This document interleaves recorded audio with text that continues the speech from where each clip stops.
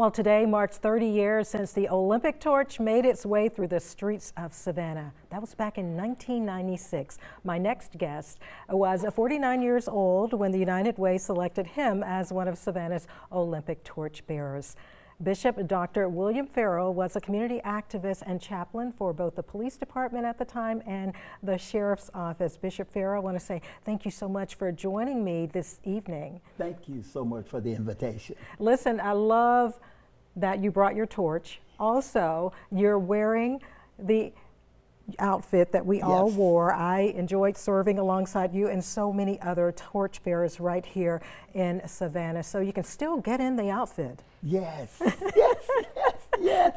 Well, barely, but we did it. Oh, you look great. So take us back to 1996. What was your reaction? The United Way said, Mr. Farrell, we want you to serve as a torch bearer. How did that feel for you? Oh my goodness, Tina, I cannot say that it was a dream come true, because I never dreamt that. But actually, when I was informed that they wanted me to represent the United Way with the Olympic torchbearer, I said, oh my God, you know, OMG, wow, it was amazing. I was so honored and so privileged to even have that bestowed upon me.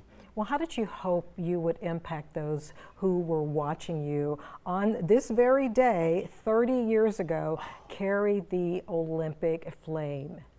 It was a lot of my parishioners, of course, the church, some family members and friends, and of course a lot of the organizations that I served with, the sheriff department, the police department, the fire department, 911 center, and they were there all on the street cheering me on, and I tell you, it was such an amazing event.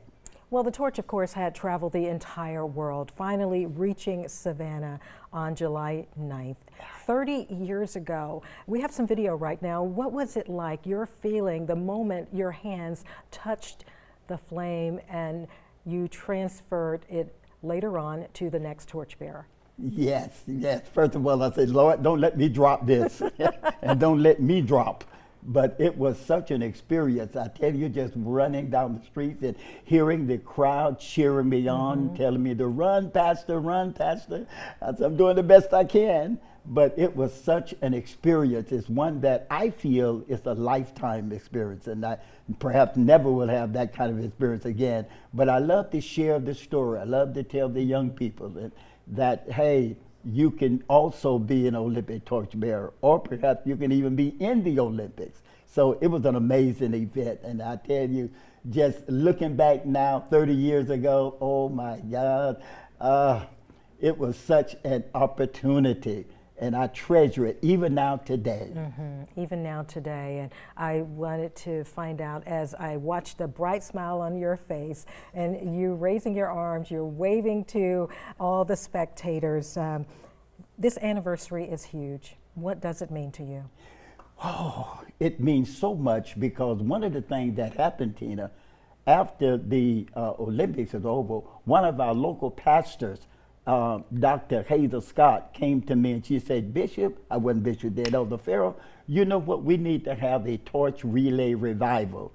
So she got in contact with 3 other pastors, and for 15 years, one time a year, we would have a torch relay revival. Started one church, we had a baton, we didn't have a torch, but we had a baton that we passed on to one church to the other. And what that did was really draw a lot of people to the opportunity of community involvement. All right, Bishop Farrell, thank you so much for your ongoing spirit for the city of Savannah. And we certainly appreciate you sharing all of your memories with us today. Thank you. Of course. Thank you. We'll be right back, everybody.